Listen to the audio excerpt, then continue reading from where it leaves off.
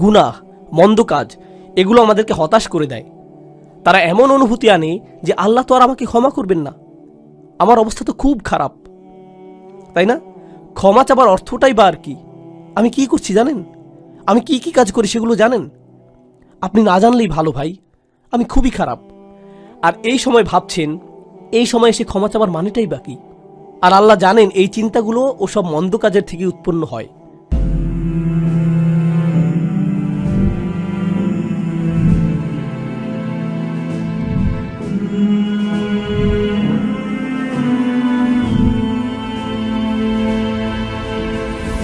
কিন্তু একই সাথে দেখতে হবে যে কোরআনে শাস্তিপ্রাপ্ত প্রচুর মানুষের আলোচনা করা আছে।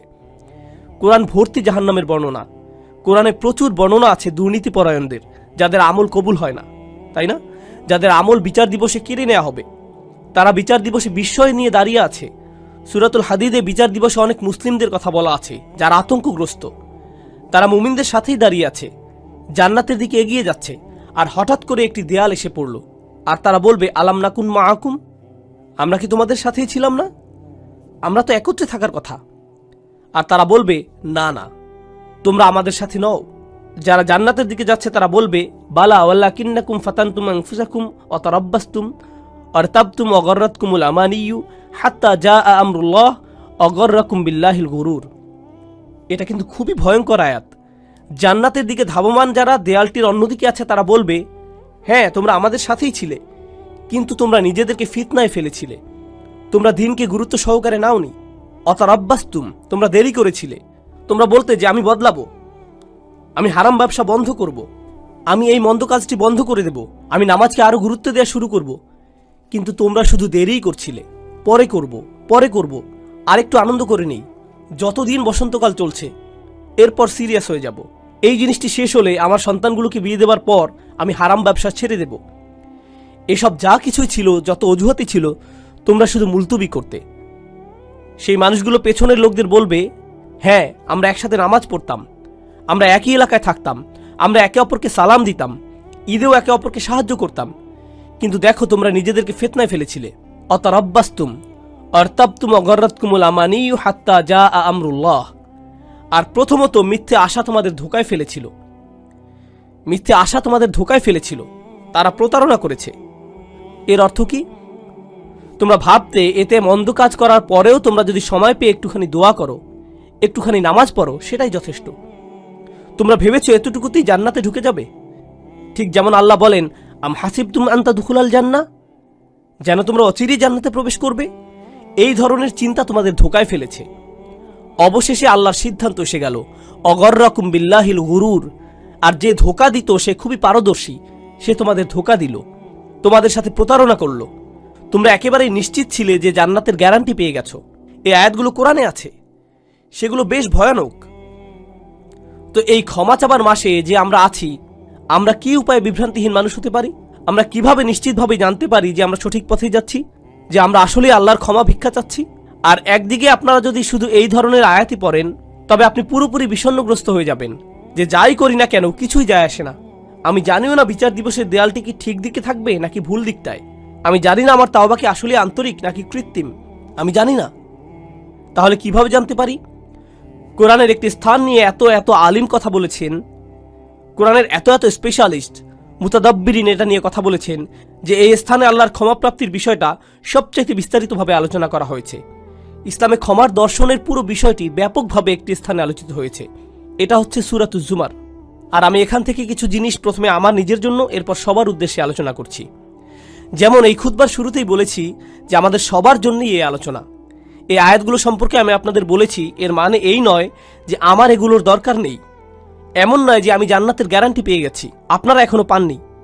বরং আমাদের সবার অবস্থা একই। এখানে আল্লাহ তাদের সম্পর্কে বলছেন যারা ইসলাম সম্পর্কে কথা বলে। আল্লাহ বলছেন, ওমান আহসানু কওলাম মিম্মান দাআ ইলাল্লাহ ওয়া আমিলা সলিহান ওয়া ক্বালা ইন্নানি মিনাল মুসলিমিন। আর তার চেয়ে কার কথা উত্তম যে আল্লাহর দিকে মানুষকে আহ্বান জানায় এবং নিজেও সৎ কাজ করে? এর মানে সে নিজেও আমলের ঊর্ধ্বে হতে পারবে না। শুধু কথা বলাই যথেষ্ট না, তার নিজেকেও আমল করতে হবে। ওয়া ক্বালা ইন্নানি মিনাল মুসলিমিন। আর সে স্পষ্টভাবে বলে দেয়, আমি মুসলিমদের অন্তর্ভুক্ত। এর দুইটি অর্থ।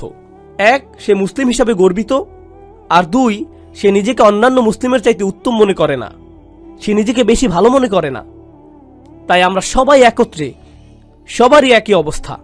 আল্লাহর সামনে অন্তত এই দুনিয়াতে কেউই একজনের চাইতে অন্যজন উত্তম অবস্থায় নেই। আর শুধু আল্লাহই জানেন যে বিচার দিবসে আমাদের অবস্থা কি হবে। আর আল্লাহ এখনো জানেন আমাদের অন্তরের অবস্থা কেমন। যে আয়াতটি দিয়ে আপনাদের বলতে চাচ্ছি এখানে, তা আশা দিয়ে শুরু হয়। এটা গুরুত্বপূর্ণ, কারণ আমাদের দিন আশা দিয়ে শুরু হয়, ভীতি প্রদর্শন দিয়ে নয়। এটা সাবধানবাণী দিয়ে শুরু হয় না। যদিও আমার খুতবা তাই দিয়ে শুরু হয়েছিল, কারণ আপনাদের অনেকেই ছোটবেলা থেকে সবচেয়ে বেশি যেটা শুনে বড় হয়েছিলেন তা হচ্ছে ইসলাম ভয় প্রদর্শন দ্বারা পূর্ণ। আমাদের দিনে অনেক ভয় দেখানো হয়েছে, এটা করলে আল্লাহ তোমাকে ধরবে। বাচ্চাকাল থেকে বাবা মা এটা বলে আসছে, তুমি হারাম কিছু করলে আল্লাহ তোমাকে অনেক শাস্তি দেবেন, এই ধরনের শাস্তি, জাহান্নামে ওই ধরনের শাস্তি, এই শাস্তি। এগুলো কোত্থেকে শুরু হয়? কুল। নবীজিকে বলতে বলা হচ্ছে কুল, ওদেরকে বলে দিন। এই কুলটি গুরুত্বপূর্ণ, কারণ মুসলিমদের জন্য তখন আশার বাণী তাদের রাসূলের মুখ থেকেই শোনা জরুরি ছিল, সাল্লাল্লাহু আলাইহি সাল্লাম। আর এই সুন্নতের ধারাবাহিকতা রক্ষায় আমরা এই আশা কিন্তু শুধু কিতাব থেকেই পাই না, বরং যারা রাসূল সাল্লাল্লাহু আলাইহি সাল্লামের উত্তরাধিকার বহন করেন তাদের কাছ থেকেও আশা পাই। এই লিগ্যাসি বহনকারী হিসাবে আপনি আমি, আমাদের উচিত ছিল অন্যদের আশার বাণী শোনানো। এই কুল শব্দের মধ্যেই, এই কুল শব্দটির মধ্যেই এই বিষয়টা সন্নিহিত। কুল ইয়া ইবাদিয়াল্লাযীনা আসরাফু আলা আনফুসিহিম, তাদেরকে বলে দিন আমার বান্দারা, আমার দাস, আমার বান্দা যারা নিজেদের বিরুদ্ধে চলে গিয়েছ। আরবিতে ইসরাফ মানে সীমা অতিক্রম করা, উচিতের বাইরে চলে যাওয়া। যদি আপনি বেশি খেয়ে খাবার গলা পর্যন্ত চলে এসেছে এমন অবস্থা হয়, তাহলে আপনি খাদ্য গ্রহণে ইসরাফ করেছেন, বেশি খেয়ে ফেলেছেন। যেখানে বেশি খরচ করা উচিত নয় সেখানে অতিরিক্ত খরচ করে ফেললে আপনি খরচই ইসরাফ করেছেন। প্রতিশোধ নিতে গিয়ে কারো উপরে চরের বিপরীতে যদি 10 গুণ চর দিয়ে বসেন, তাহলে আপনি প্রতিশোধ গ্রহণে ইসরাফ করলেন। ইসরাফ মানে বাড়াবাড়ি করে ফেলা। আল্লাহ বলছেন আমার বান্দারা যারা নিজেদের বিরুদ্ধে বাড়াবাড়ি করে ফেলেছ, তারা অনেক ক্ষেত্রে যা করার তার চাইতে বেশি করে ফেলেছে। কিন্তু আল্লাহ বলেননি ইসরাফ কোন ক্ষেত্রে, সম্পদের ইসরাফ, নাকি কথাবার্তার ইসরাফ, নাকি গাফলতির ইসরাফ। ইসরাফটা কিসের এখানে, বাড়াবাড়ি কোথায় হয়েছে? আল্লাহ এটা নির্দিষ্ট করেননি, কারণ আমরা অনেক কিছুতেই বাড়াবাড়ি করি। আপনি অতিরিক্ত অলস হতে পারেন, আপনি বাড়াবাড়িভাবে রাগী হতে পারেন, আপনি অতিরিক্ত লোভী হতে পারেন, আপনি অনেক কিছুতেই বাড়াবাড়ি করতে পারেন, অনেক কিছুতে অতিরিক্ত করতে পারেন। আর আল্লাহ বলছেন তোমরা যেই বাড়াবাড়ি করে ফেলেছো নিজেদের বিরুদ্ধে, এটা আরেকটা জিনিস। আল্লাহ কিন্তু বলতে পারতেন ইয়া ইবাদিয়াল্লাযীনা আযলামু, যারা পাপ করেছো, যারা ইরতাকাবু সাইয়্যাতু, পাপ কাজ সংগ্রহ করেছো। না, বরং বললেন আসরাফু আলা আনফুসিহিম। এটা কি ইঙ্গিত দিচ্ছে? ইসরাফ হয় যখন কেউ নিজের জন্য বেশি বেশি চায়, আর নিজের জন্য বেশি চাবার কারণে আপনি ভাবছেন এটার ফলে আপনি বেশি কিছু পাবেন। আর আল্লাহ এই আয়াতের বাস্তবতা বলছেন, তিনি বললেন আসরাফু আলা আনফুসিহিম। তিনি লি আনফুসিহিম বলেননি, তিনি বলেছেন তোমরা নিজেদের বিরুদ্ধে বাড়াবাড়ি করেছ, নিজের জন্য করনি। তুমি ভাবছিলে তুমি গিয়ে সীমা অতিক্রম করেছ কারণ এতে তোমার জন্য কিছু থাকবে, কিন্তু বাস্তবতা হলো প্রত্যেকবার এমনটা করার সময় এটা তোমার বিরুদ্ধেই গিয়েছে। আলা আনফুসিহিম লা তাকনাতু মির রাহমাতিল্লাহ। তুমি যদি এটা মেনে নাও, আর আমি যদি মেনে নেই যে আমরা কিছু জিনিস বাড়াবাড়ি করেছি, কিছু জিনিসের সীমা অতিক্রম করেছি, তাহলে আল্লাহ বলছেন কোনোভাবেই আশাহত হইও না। এটা হলো সিদ্দাতুল ইয়াইস আল কুনুত। সিদ্দাতুল ইয়াইস, প্রচণ্ড হতাশা, খুবই বিষণ্ণতা।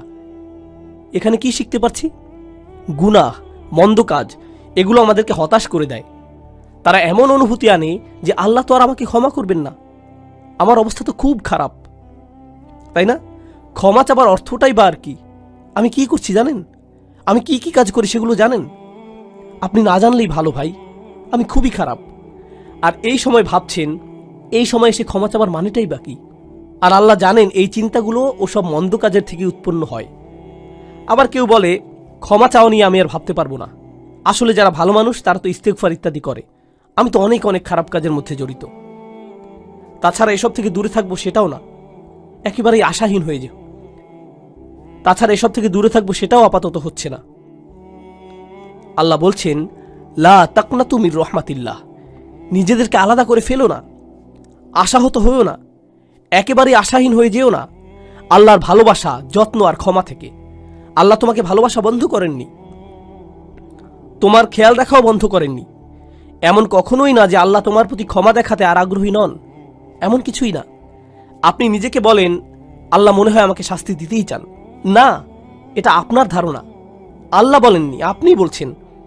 আল্লাহ কোরআনে কখনোই বলেন না যে আপনাকে শাস্তি দিতে চান, বরং তিনি উল্টোটাই বলেন, মা ইয়াফআলুল্লাহু বিআযাবিকুম, আপনাকে শাস্তি দিয়ে আল্লাহর কী লাভ? তিনি কেন শাস্তি দিবেন আপনাকে? হুবহু এটাই বলেছেন আল্লাহ।